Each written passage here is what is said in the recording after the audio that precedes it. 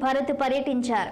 Veerapaneni గూడెంలోని industry ఏరియాను మంత్రి TG Bharat, MLA Yarlagadda పరిశీలించారు. ఇండస్ట్రీస్ యాజమాన్యంతో కలిసి మంత్రి భరత్, ఎమ్మెల్యే యార్లగడ్డ సమావేశంలో పాల్గొన్నారు. పరిశ్రమలకు సంబంధించిన కీలక అంశాలను చర్చించారు.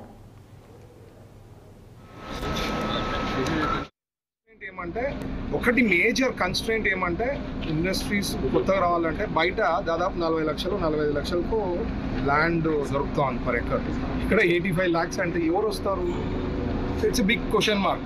సో పోనీ ఇన్ఫ్రాస్ట్రక్చర్ ఏమైనా సూపర్గా డెవలప్ చేశారా అంటే ప్రీవియస్ గవర్నమెంట్ ఏమీ చేయలేదు.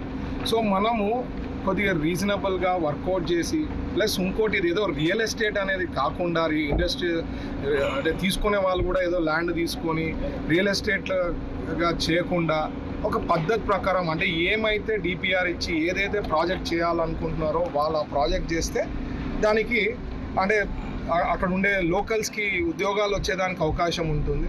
సో డెవలప్ అయ్యేదానికి ఉంటుంది స్టేట్కి కూడా ఇట్లా మంచి ఇండస్ట్రీ. సో మనం ఇప్పుడు ప్రజెంట్ వచ్చి ఇండస్ట్రీస్లో ఇక్కడ ఉండే వాళ్ళతో మాట్లాడి కొన్ని వాళ్ళు సూచనలు చెప్పడం జరిగింది.